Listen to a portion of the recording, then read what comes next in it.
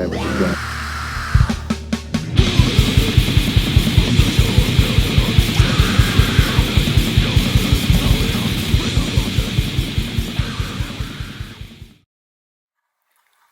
Hello again there, heroes of geeky fun times. What I'm going to show you fellas today is how I put texture on these buildings. So this is a Gamecraft Matboard building. So it's basically a laser cut building that builds up with layers of matboard, which is the shit you put around your photographs when you stick them to the wall. But these buildings are nice. I've painted them up just with the regular, sort of papery texture. It looks pretty good from a distance, but it's not actually that difficult to pimp these things up. So I've put on some, model railroad tile roofing, and also model railroad like eaves troughs. There's some chimneys. Gamecraft used to produce these resin ones, and these are metal ones from Peter Pig. I've pimped up the doors a bit just with some plastic sheet, and I've added plastic brick texture to the outer walls, and then just used some scraps of the paper, like the mat board that was left, to sort of build up the space in between. So I've got it sort of all assembled, and I'm going to put the texture on the walls. And what I'm going to show you, actually I should put this the way that you can see it. What I'm going to show you is how to add sort of like a stony texture. This is in 15 mil, but you could probably apply this to a larger texture. But I'll show you how to add texture to the walls that looks kind of stucco-y, but also you can put it on in color so that it's less painting. So we will move on to that next step now. So what I'm going to do is actually pretty simple, and it's pretty fun. I have a whole palette of these these pastel sort of chalks in various colors. And what I'm going to do is, with a blade, I'm going to shave a bunch of the dust. So I think for the bottom level of my building here, I'm going to use this crappy sort of aqua-y color. But I think that might look kind of good. So we'll use that. And so I'm going to shave a bunch of the color off into this palette. Maybe I'll clean out some of the crap in here so that it doesn't translate into my texture here. And so just with your blade, you just start scraping it off into powder. And see, I'm making all of this powder here. I'm going to make quite a bit because I have quite an area to cover. So what I'm going to mix with it is, again, our fun-loving golden soft gel. This stuff is great, like I said, so I'm going to water it down and just mix it in until it's a paste, and then just apply the paste to the building, and it'll go on colored. So that's nice, and that's how, if any of you have seen some of those buildings I've made in pictures, that's how I did it, these Gamecraft buildings. Or I'm thinking too, if you wanted to do it in a larger scale, like 20 millimeter or 28, you could use something like this Liquitex ceramic stucco texture. Just mix that in with your ground up powder. I think the little ceramic stucco bits aren't going to take on the color, but you still might get a good effect, and you could still get a lot of color in there, and then just touch up with paint after the fact, with a similar color, and it'll still be a lot faster. And again, you'll start building up layers of colors, which will look more realistic with buildings. Right, so I'm going to use like a putty knife like this, and just open up our golden gel and just get a fairly good gob of this shit like that. Let's slap it down. So I'm going to put the lid on there, and then take some water somewhere. I have a little eyedropper unit. Just jam some water in there.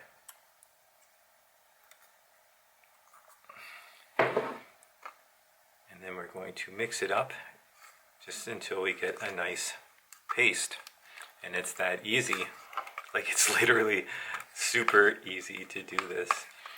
And it goes on, you know, you're not going to get it on in a nice solid coat like you would with paint. You have to build up the layers. But as I was saying, like, it actually ends up looking better, these added layers of color. And I kind of like that color that I have here. It's kind of, this is just going to be for the lower floor. The upper floor I'm just going to do like a, you know, like a more stucco-y, you know, beigey gray type color. This will just be for the lower floor, just to add some variation to it. And if you feel like maybe your mixture is too thin, you can always just shoot some more of that pastel chalk into it.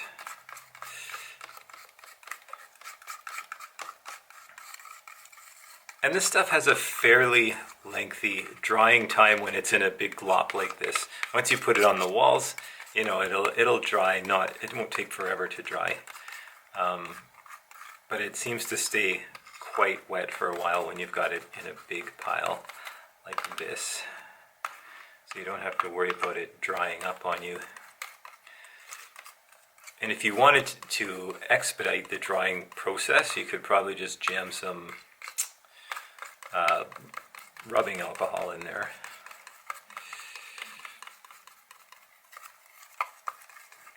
Or if you really wanted to slow it down, you could throw your acrylic extender in it. So it's pretty versatile stuff. I'm just going to put a bit more of this in it. Just to, you know, the more powder you put in, the more texture you're going to get, right?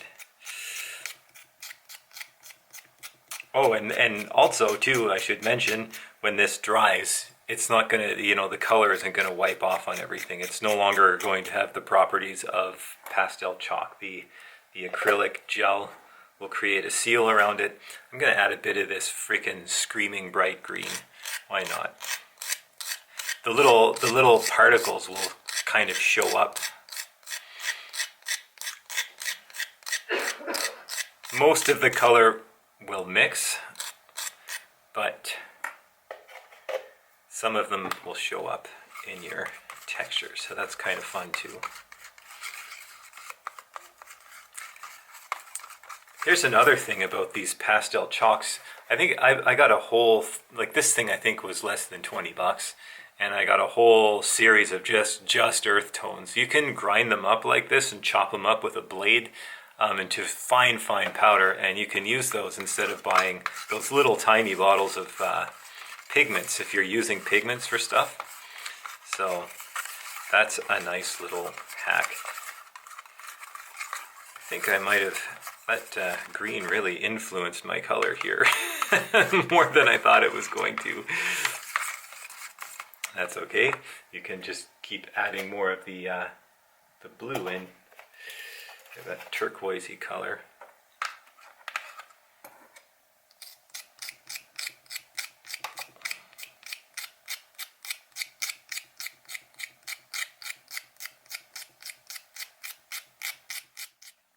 So I've ended up with a kind of turquoisey green, which is good. I think that'll be good for the lower floor. I ended up adding a bit more of the blue and a bit of white. Something you want to do though before you get going is wash the excess off your hands so that when you're touching the building, especially if you've already painted areas, you don't get this on it because it's going to be difficult to take it off. Sorry, my camera just decided to stop on its own, but we'll resume.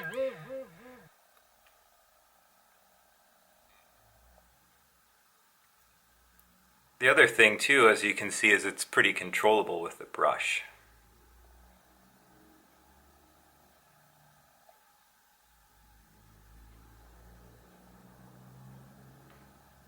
Which is nice. These stones down here I'm going to paint a different color later, so I'm not too worried if I get a bit of this on.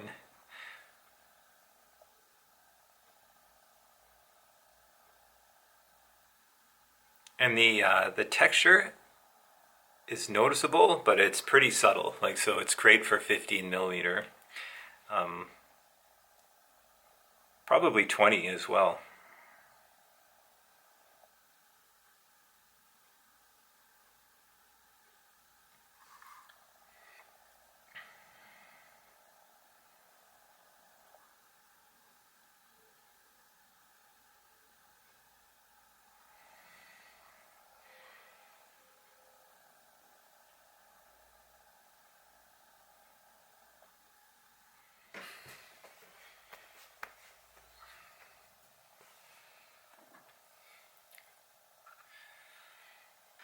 Okay, I'm putting my second coat on.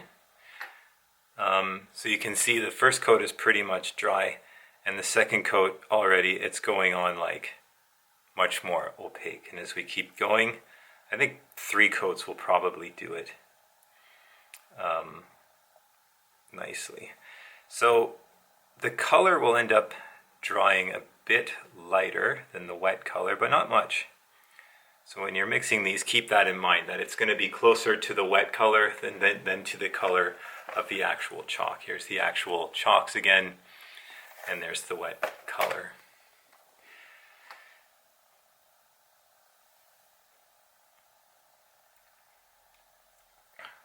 But when it's done, it's going to take your, your acrylic paints nicely too over top, so you can dry brush it and add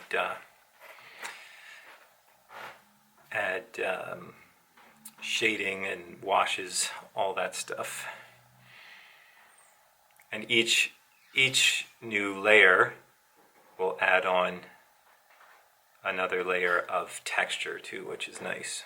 It kind of builds the texture up as you go. And it's not, especially in this 15 mil scale, it's not an overbearing texture. It ends up sort of flattening out when it dries. So you don't end up with something that's too overboard in terms of texture.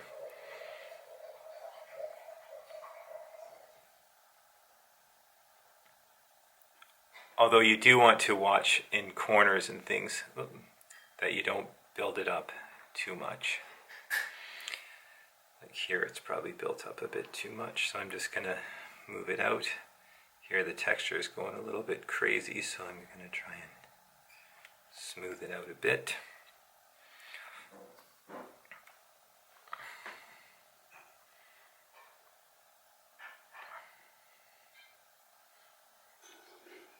Also, too, these brighter colors, when you're using like blues and greens and reds, they'll require more coats than obviously if you're going to use, gray and stucco-y beige and those kind of colors. But it's kind of satisfying to do too. It's fun. And the end result looks great. Your building doesn't look like it's made out of paper anymore, or I imagine it'll have a similar effect with MDF.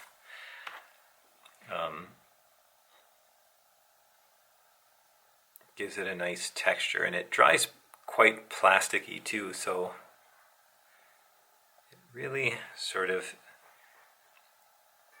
changes the look and feel of the buildings entirely.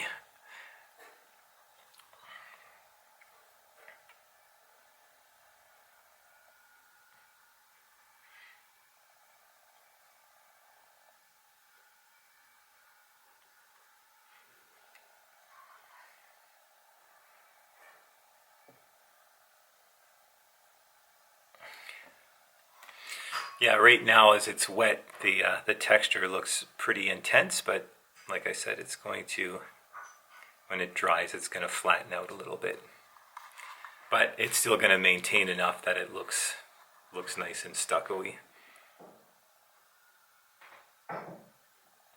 So I'm going to continue on with the second coat, and then we'll pick up again when I do the final coat. So I'm putting on the final coat.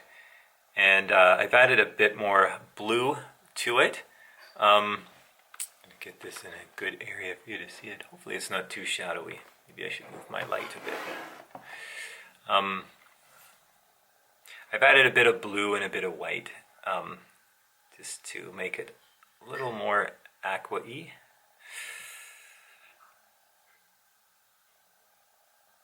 And as you can see, with the third coat, there's still layers of the color underneath kind of popping through.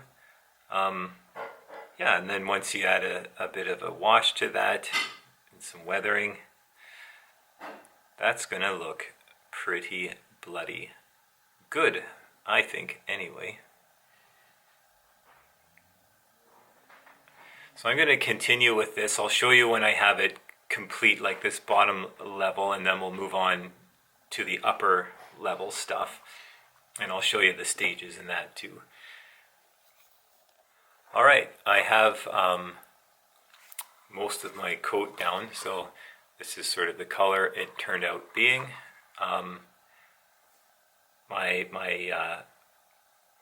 My slop that I made is still kind of wet, so I'm just going to wait for it to dry. And it goes pretty fast actually, because by the time you finish one side, the next side is dry, and you can just keep going back and forth until you get it all built up. And then as it dries, you'll start to see if there's areas that either look a bit too thin, or even if you have areas where the texture looks a bit too crazy, you can go over top later and sort of smooth it out so it doesn't look too nutso. The other thing you can do as you're going, like, see this stuff here, I don't know, hopefully the camera will pick it up, but this stuff here it's been on for a while, it's still wet, but when I jab my brush in, the texture, because it's stickier and drier, becomes more stippled. So as you go along, you can do that. When you start seeing it dry and you want more texture, you can just dab it with the brush. It's a little bit like that product, Mr. Surfacer, in a way, in that respect. As it starts to dry, you can build up more textures, or alternatively, if, you know, I'll put some water on my brush, just put a bit of water and you can sort of thin things out. So there's a lot of versatility to it, which is nice. Yeah, it's a lot nicer than if you were to use like spackle or putty to try and do this. Man, that would be a mess. And you would still have to paint it afterwards, and you would not have the control that you have with a paintbrush, which is very nice. So here's what we got with this color. And this was sort of the base color we started with, so it went a bit darker, obviously.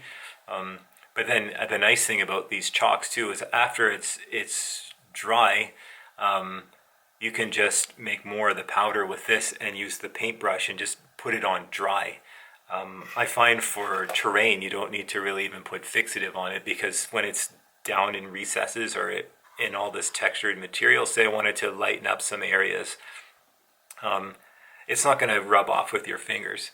Or you could just give it a coat of matte varnish if you want, but I found that it actually isn't even necessary to do that. The other thing I should have mentioned too when I started, you really want to prime these, because this medium is quite wet. So because this is board, you know, and I imagine MDF will be the same thing, because it's made out of a board. If you don't prime it, it won't have a seal, and when the water gets in, it's going to warp or fall apart and be a real shit show. So no one wants front row tickets at the shit show. No. So prime it first. And in fact, the fella that produces these things, Alan, if you go to the Gamecraft Miniature YouTube page, he has a lot of great videos on how to build these things. And he'll show you, you know, what kind of wood sealers and things work well with this. Yeah, like I watched all of his videos before I put my buildings together. And they were very helpful. So yeah, check out Gamecraft's YouTube channel if you're going to do these MDF kits. Sorry, this is Matboard, but I would use the exact same method for MDF too. I'm just going to keep pissing around with this until it's all dry, and then I'll move on to the next color for the upper floors. Okay, I've mixed up my next color of the paste to go onto the walls. It's kind of like this mushroomy gray color. And actually, I think one of my videos got messed up at the beginning. And that was the video where I first started putting this down. So you'll get to see it here.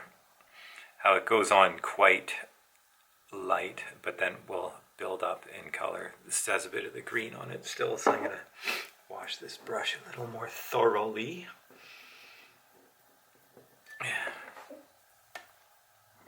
But you see it goes on fairly transparent initially, but then of course we can build it up. I'm going to be a little more careful around the windows this time.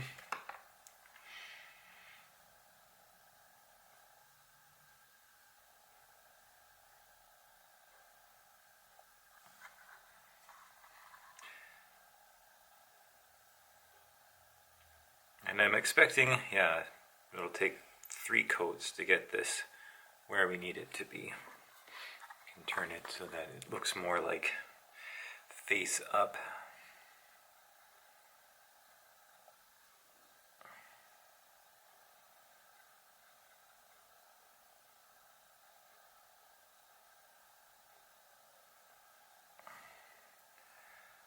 So I'm going to plug on with this, and then I'll show you what it looks like when I get to the next coat and the next coat. These areas that come up against the bricks here, like here where I'm painting with my brush, I just go right over onto the bricks just to save time, instead of like trying to get the painting perfectly centered in the bricks.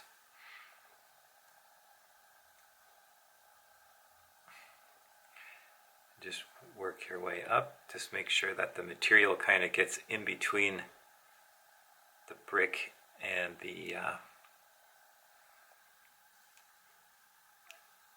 parts that we're putting the texture on. See, and I'm being fairly haphazard here. Just get it in there along the top around the roof tiles. So what I've done with another brush, I've just wetted it, and then I just painted out the stuff that's overlapped. And this matte gel acrylic, it'll dry pretty clear, even, you know, now that it's been thinned out and a lot of the pastel stuff has been moved out. So then you'll get a fairly smooth transition between your bricks and then these other pieces that I'm adding the texture to. And here's the final product after it's been all, I'm trying to find the word in my head for this, dabbled up with this this mixture of acrylic gel and ground up, you know, pastel chalks. It turned out a little more contrasty than I think I normally would have gone for, but you know, that's all right. It's more to do with I usually put like an oil wash on things, but this time I made almost like a kind of an acrylic glaze. So I think it turned out a bit more contrasty, and my roof tiles are a little bit more dark than normal. But it's okay. I'm still happy with it. I like trying different things with each project because that's how you kind of get ahead with things. And often too, when you do something and it doesn't really match up what you had in your mind, it seems not so good, but then you put it in a box, and then when you go to grab it out for the next game or whatever, you know, you think, no, that actually looks pretty good after some time has passed. So yeah, I never get too stuck up if something doesn't turn out exactly the way I had wanted. I'll show you an example of a different building with the same method. So obviously the texture in this is a little bit more textured and this is a bit lighter. I think the big difference between these two was my primer coat. This one had a white primer, and I think this one had like a you know, like a sandy beigey kind of primer. So this went on more solid and fewer coats, and this one took more coats. So I would say this one is probably got a texture that lends itself more to 15 mil, and this one might be a little bit overkill. It might be better for like a 28 mil. But again, yeah, I'm not going to lose sleep about it. I still think it looks pretty good. I just think this one probably looks a bit more realistic, but I think this is going to look great on the table. These Matboard kits that you can get from Gamecraft Minis, they're really nice because you can pimp them up the way you want. You know, I've made all the doors a little bit different by adding different like plastic sheet and what have you. I've added model railroad, like I think it's TT scale, or you can get away with HO scale for 15 mil.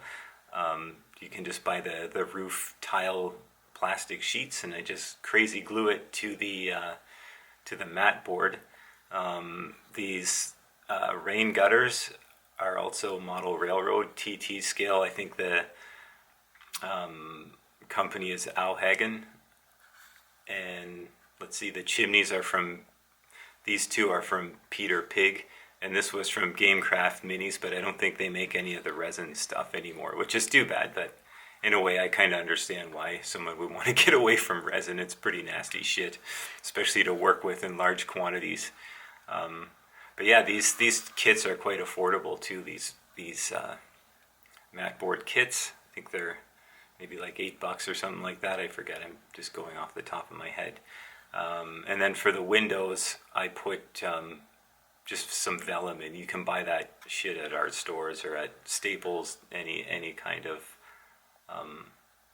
clear, thin plastic sheet will do the job. It's pretty cheap. So yeah, and I'll also show you, I'm just gonna stop for a sec. I'll show you one of these buildings without any texture on it, painted up, so you can see the different things. Here is an example of one that I just straight up painted.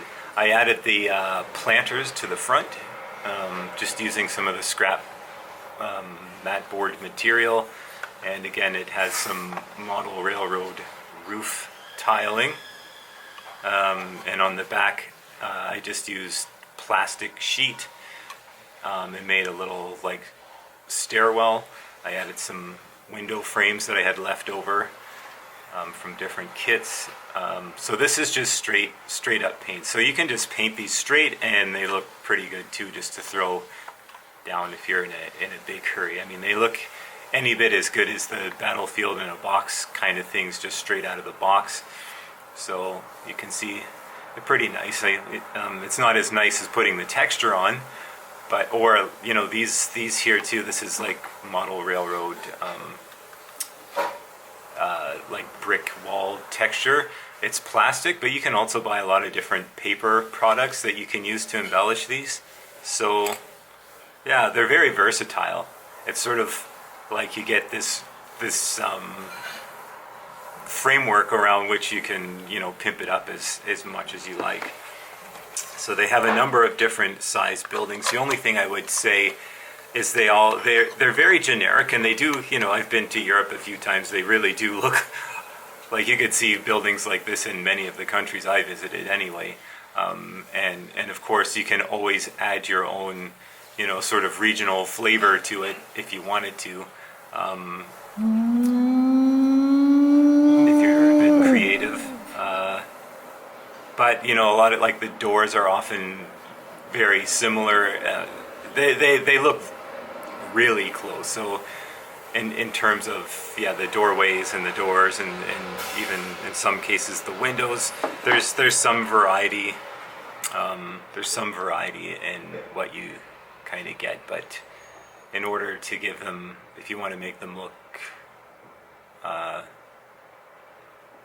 more distinctive, you know, you'll have to add some things. There's a variety of these damaged buildings too, so they look good, and they're really fun to, you know, add wallpaper and stuff. Shit, sorry, I'm out of the thing. But it's fun to add all the extra bits and rubble and stuff. I will post some stills of the finished product. Maybe I'll put a little street of different buildings from different manufacturers together so you can sort of see how they fit in with other. I would say these scale out comparably to definitely the Battlefield and the box stuff. Ironclad miniatures. Yeah, these scale out pretty nicely with them. The only stuff, I have a Sarisa precision kit, and that's quite big, but I think the Sarisa kit is quite big. I think these are probably closer to the scale that you want. Let's see who else is out there. Foreground, if you have some of their stuff, these scale out like perfectly with foreground stuff. I have some of the Peter Pig things, they scale out nicely with those, so yeah, so they're a good cheap alternative, especially if you're doing a town or a city. This has a roof that comes off. This one I couldn't take the roof off because of the way it was sort of designed. I could have, but it wouldn't have been a very nice operation. I think in time it would have started wearing away from the little cardboard bits that hold it on. Whereas this one, it fits on quite easily. Yeah. I think I will end it here. This is the end of the fucking video. We hope you enjoyed it and that it helps you bring the excellence. Bye for now.